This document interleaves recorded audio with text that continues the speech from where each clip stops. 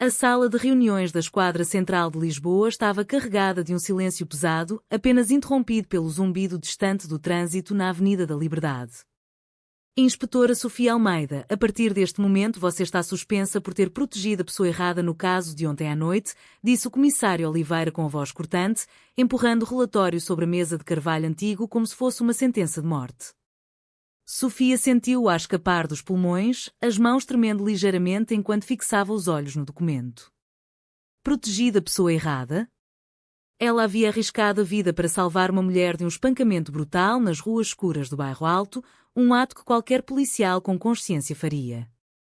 O agressor, um homem com ligações menores ao submundo, jazia agora algemado, mas o preço era a carreira dela, 12 anos de dedicação, promoções duramente conquistadas, tudo por terra em uma única frase.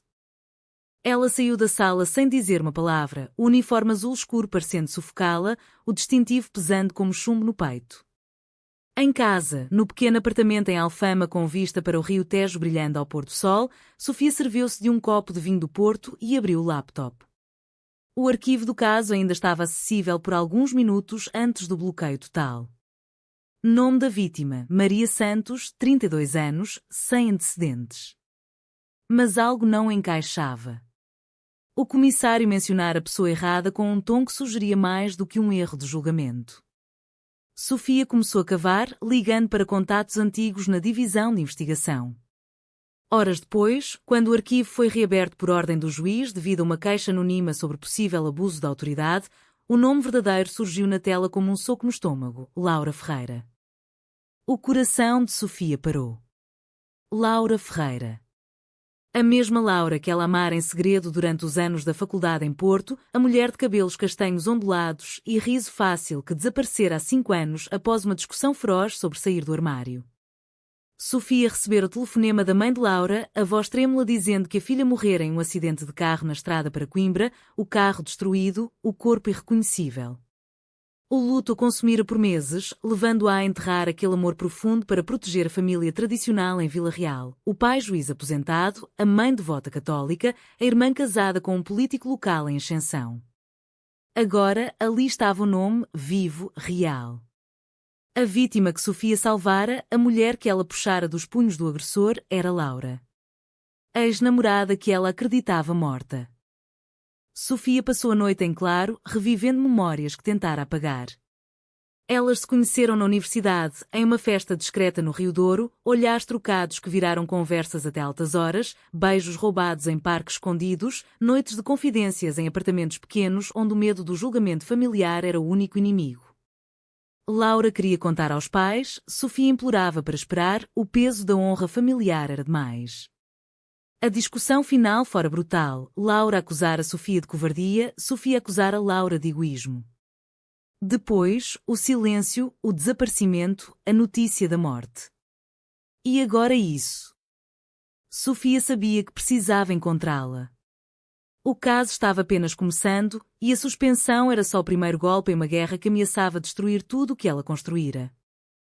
No dia seguinte, usando contatos pessoais, Sofia localizou o hospital onde Laura estava internada sob observação. O coração batia descompassado enquanto entrava no quarto discreto. Laura estava lá, mais magra, cicatrizes novas no rosto, mas os mesmos olhos verdes que assombravam os sonhos de Sofia. Sofia, murmurou Laura, a voz fraca mas reconhecendo imediatamente. As duas se olharam por longos segundos, o passado e o presente colidindo como um acidente inevitável. Eu pensei que você estivesse morta, sussurrou Sofia, as lágrimas finalmente escapando. Laura estendeu a mão trêmula. Eu tive que desaparecer. Meu pai descobriu cartas nossas. Ameaçou-me matar se eu não sumisse. Mudei de nome, fingi a morte com a ajuda de uma amiga enfermeira. Mas o passado me alcançou. A conversa fluía, revelando que Laura vivia sob identidade falsa, entrara em um relacionamento abusivo para se esconder melhor, e o agressor da noite anterior era o ex-companheiro que a rastreara. Sofia, ao salvar Maria Santos, na verdade salvara o amor que julgava perdido. Mas a suspensão agora fazia sentido. O agressor tinha ligações com um político influente e o desvio do protocolo para proteger Laura fora visto como favorecimento pessoal. A tensão crescia. Sofia sabia que a família dela em Vila Real não podia descobrir.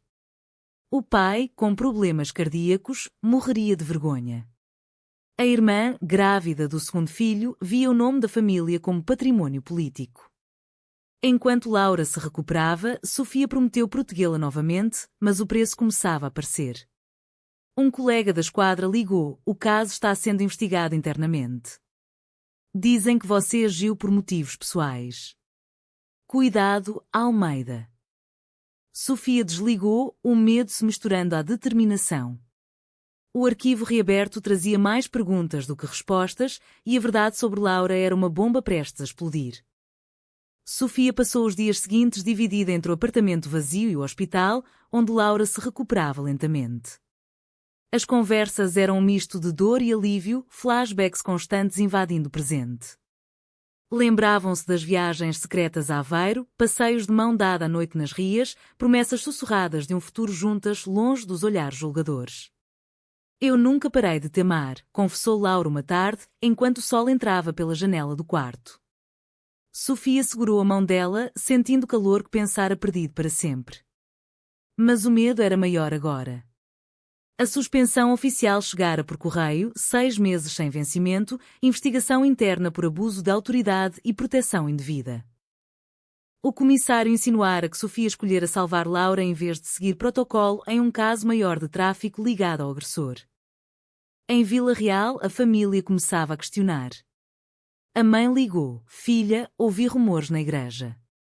Dizem que você se envolveu em um escândalo na polícia. Vem para casa no fim de semana, o pai quer falar.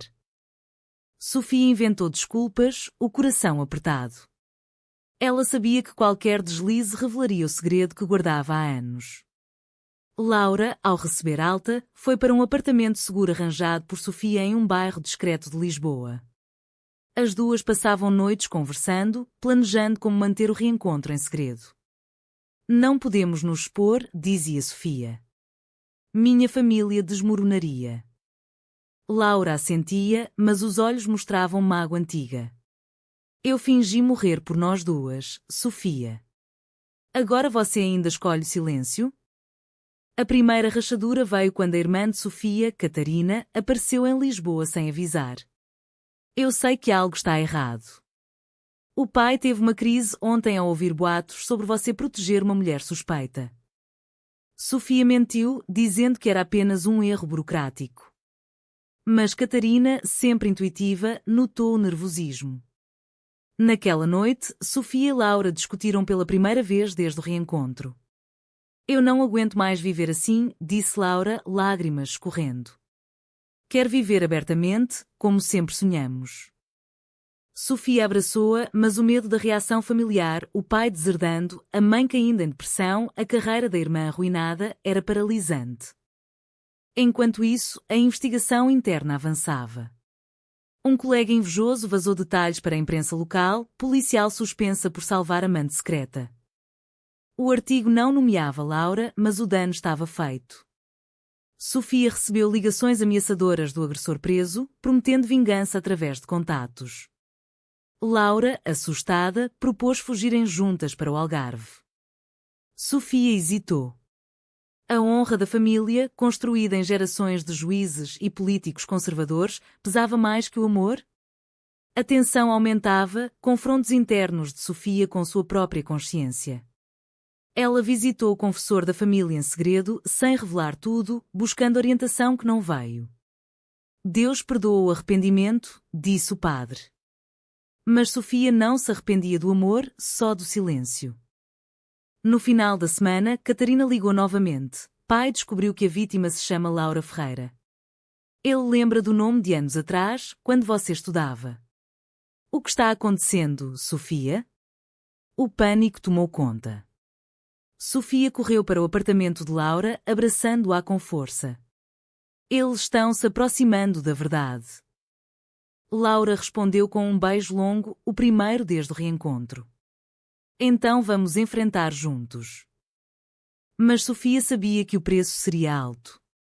A cadeia de eventos ganhava velocidade, traições por medo ainda por vir, a carreira pendurada por um fio. A notícia vazada na imprensa local explodiu como uma granada. Inspetora suspensa protegeu mulher com passado misterioso, dizia a manchete do jornal online. Sofia desligou o telefone após a terceira ligação de jornalistas. No apartamento seguro, Laura lia o artigo no celular, o rosto pálido.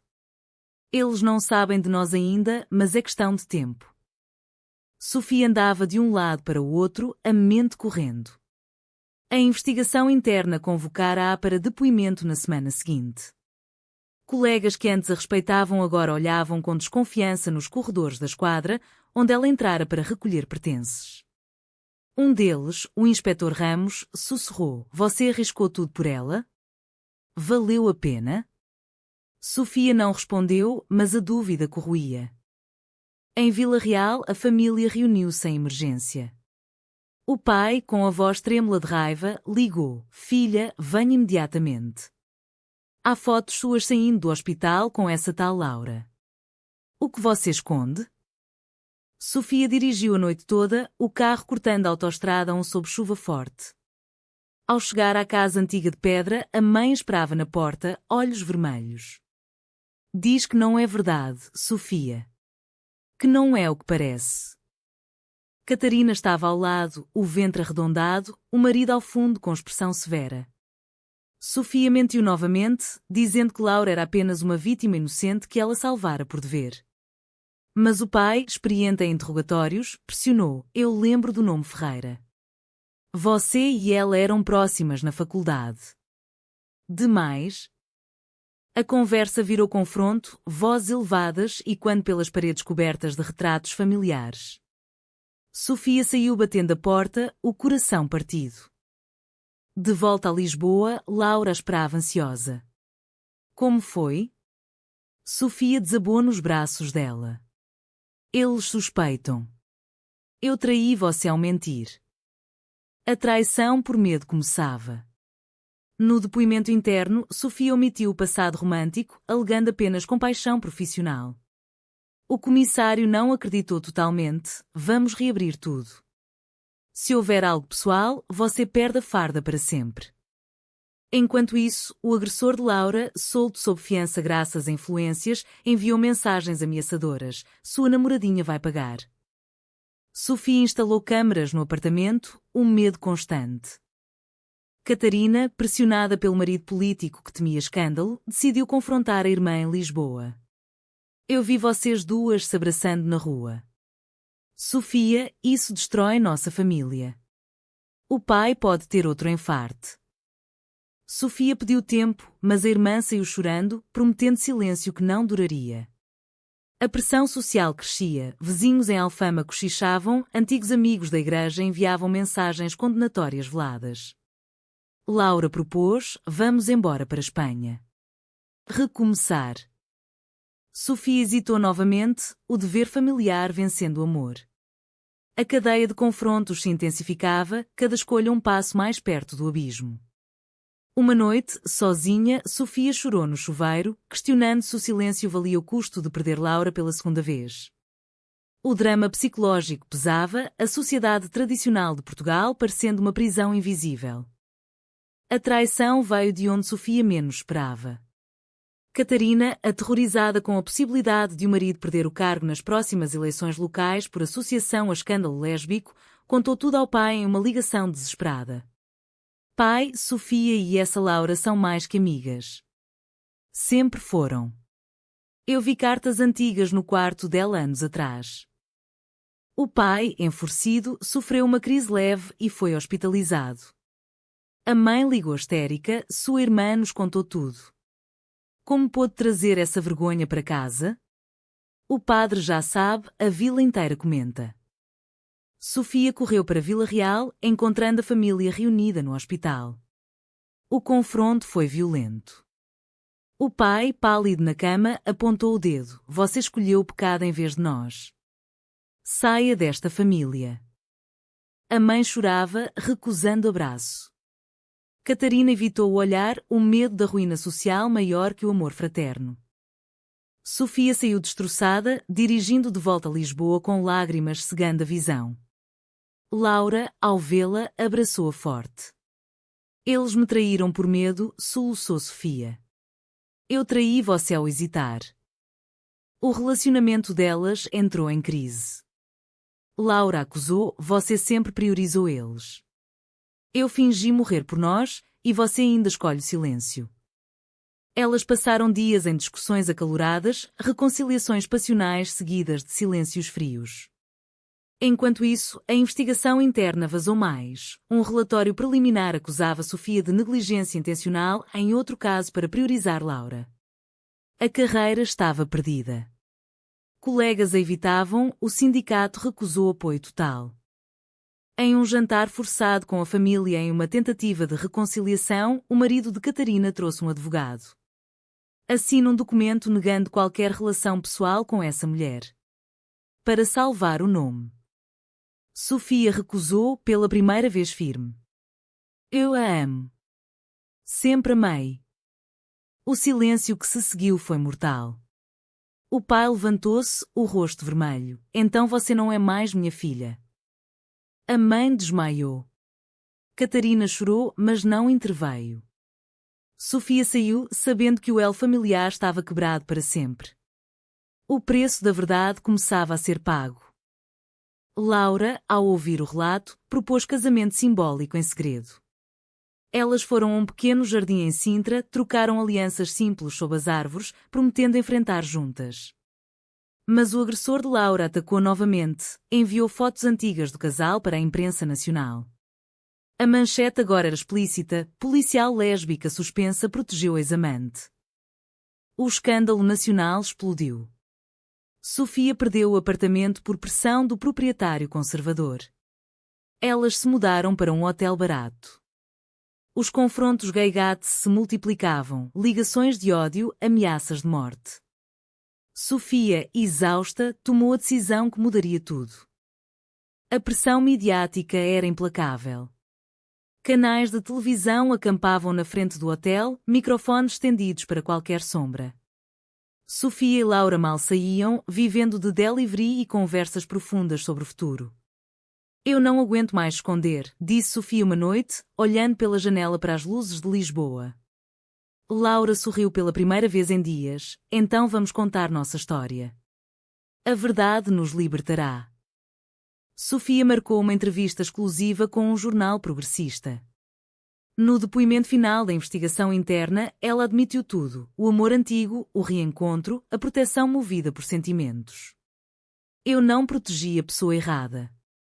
Protegi a mulher que amo. O comissário, surpreso com a honestidade, recomendou demissão voluntária para evitar processo criminal. Sofia assinou, perdendo a farda, a pensão, a identidade profissional. A família reagiu com silêncio total. Nenhuma ligação, nenhum apoio. Catarina enviou uma mensagem curta: você escolheu. Nós também. O pai piorou de saúde, mas recusou visitas. Sofia sentiu o vazio da perda de laços sanguíneos, o sacrifício maior que imaginara. Laura, por sua vez, enfrentava o próprio passado. O pai dela, ao descobrir que ela estava viva, ameaçou processo por fraude. Mas Laura, fortalecida pelo amor, enfrentou-o por telefone. Eu escapei de você. Agora vivo livre. As duas decidiram reconstruir. Encontraram um pequeno apartamento em Cascais, longe do centro, com vista para o mar. Sofia começou a trabalhar como consultora de segurança privada, Laura retomou estudos de arte que abandonara. Mas o drama não acabava. Amigos antigos cortaram contato, a igreja da família emitiu nota condenatória velada. Em um evento público sobre direitos LGBT em Lisboa, Sofia foi convidada a falar. Subiu ao palco, voz firme apesar do tremor. Eu paguei o preço da verdade, carreira, família, reputação. Mas ganhei minha liberdade e o amor verdadeiro. Aplausos misturados a vaias encheram o auditório. Laura, na plateia, chorou de orgulho. O clímax se aproximava. O agressor de Laura, julgando em tribunal, ameaçou revelar mais detalhes antigos para destruir as duas. Sofia preparou-se para o testemunho definitivo, sabendo que seria irreversível. A decisão estava tomada: defender Laura publicamente, assumir o relacionamento diante de juízes e imprensa. O preço seria final, isolamento total da família, possível perda de novos empregos. Mas a autenticidade valia. As noites eram de planejamento, amor físico e emocional curando feridas. A sociedade tradicional portuguesa julgava, mas elas se erguiam. No dia do julgamento, o Tribunal de Lisboa estava lotado. Sofia, vestida com simplicidade, subiu ao banco das testemunhas. Laura observava do fundo, mãos entrelaçadas. O advogado do agressor pressionou. A senhora protegeu a vítima por amor pessoal, não por dever? Sofia olhou direto nos olhos. Sim. Eu a protegi porque a amo desde sempre. E faria de novo. Murmúrios percorreram a sala. O juiz pediu silêncio. Sofia continuou, voz clara. Escondi minha identidade por medo da família, da sociedade, da carreira. Mas o reencontro me ensinou que a verdade tem preço, e eu pago com orgulho. O agressor foi condenado a anos de prisão, Laura livre de ameaças. Fora do tribunal, jornalistas cercaram as duas. Sofia segurou a mão de Laura publicamente pela primeira vez. Sim, somos um casal. E sobrevivemos. A notícia viralizou, dividindo o país, apoio de progressistas, condenação feroz de conservadores. A família de Sofia enviou uma carta formal, deserdada, nome removido do testamento. O pai faleceu semanas depois, sem reconciliação. Sofia chorou no funeral à distância, Catarina impedindo a aproximação. O sacrifício era completo, relações sanguíneas cortadas, reputação manchada, mas o amor intacto. Meses depois, em uma casa modesta no Algarve, Sofia e Laura caminhavam pela praia ao pôr do sol. As mãos entrelaçadas, risos leves. Valeu a pena? Perguntou Laura. Sofia beijou-a cada segundo. Elas construíam uma vida nova, Sofia em segurança freelance, Laura expondo pinturas inspiradas na luta. A sociedade mudava lentamente, mas o preço pago era irreversível. A honra familiar vale mais que a autenticidade do amor verdadeiro? Verdadeiro ou falso?